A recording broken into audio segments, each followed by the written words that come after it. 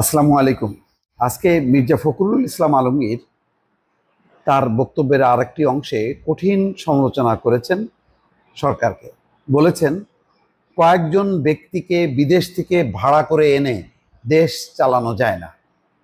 এটা খুবই সরাসরি বোঝাই যাচ্ছে যে এটা কাদের উদ্দেশ্যে বলেছেন। এটা ইউনূস সরকারের অনেকগুলো কর্মকর্তা, গুরুত্বপূর্ণ কর্মকর্তা, নিরাপত্তা উপদেষ্টা সহ বেশ কয়েকজন, তারা দেশে বাইরে ছিলেন, সেখানে কর্মরত ছিলেন, তাদেরকে তিনি এনেছেন। এবং সরকারের যে উপদেষ্টা পরিষদ, সেখানেও কয়েকজন আছে। তো এটাকেই কটাক্ষ করছেন বা সমালোচনা করছেন যে কয়েকজন ব্যক্তিকে বিদেশ থেকে ভাড়া করে এনে দেশ চালানো যায় না। অনেকে বলেন যে এটা এনজিও সরকার। আব্দুল নূর তুষার তিনি বলছেন যে ইউনূস সরকার হচ্ছে ভাই ব্রাদারদের একটা সরকার। তার মানে নিজেরা এটা। হাসনাত আবদুল্লাহ দেখেন, তিনিও কিন্তু সমালোচনা করেছেন, বলেছেন স্বাস্থ্য উপদেষ্টার ব্যাপারে যে নূরজাহান বেগম চরম একজন অযোগ্য।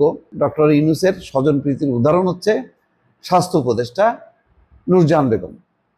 আজকে মির্জা ফখরুল ইসলাম আলমগীরও কিন্তু সেই কথাই বলছেন যে কয়েকজন ব্যক্তিকে বিদেশ থেকে ভাড়া করে এনে দেশ চালানো যায় না। এই আলোচনাটাগুলি কিন্তু ইদানিং ক্রমশ বাড়ছে।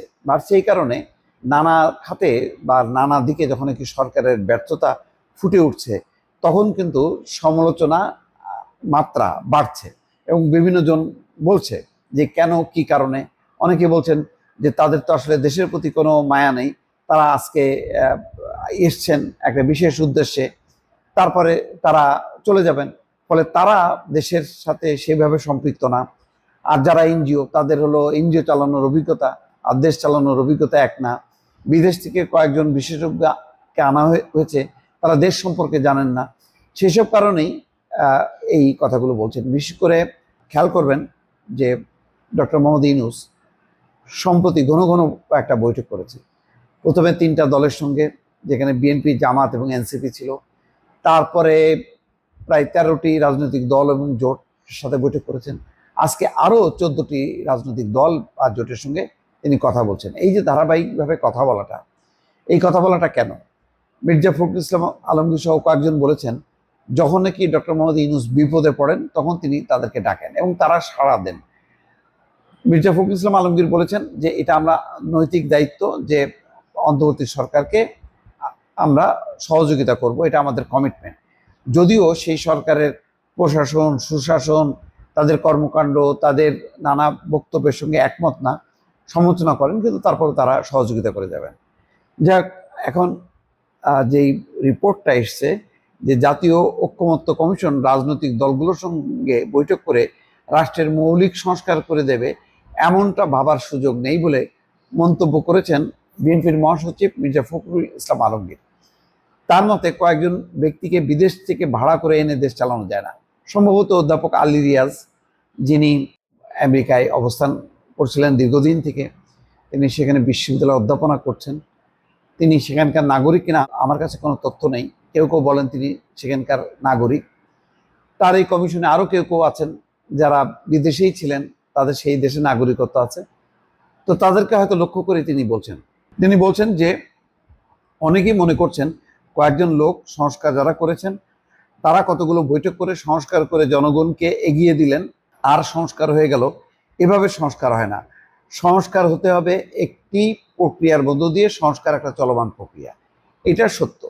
তবে যারা সংস্কার কমিশনে, তারাও অবশ্য বলেননি যে গোটা সংস্কার মানতে হবে। কারো যদি দ্বিমত থাকে, সেই দ্বিমত সহ তারা পুরো বিষয়টার সামনে আনতে চান। তবে মৌলিক কয়েকটা বিষয়ে সংস্কার কথা তারা বলছেন যে সেই ঐক্যমত্য হলে সামনে যে রাজনৈতিক পট পরিবর্তন হবে বা নির্বাচিত সরকার আসবে, তারা যথেষ্ট পরিমাণ গণতান্ত্রিক হবে, তারা ফ্যাসিস্ট হবার সুযোগ পাবেন না। এবং এই সংস্কার প্রশ্নে কিন্তু এনসিপি খুব শক্ত অবস্থানে এবং জামাত ইসলামও তার সঙ্গে আছে।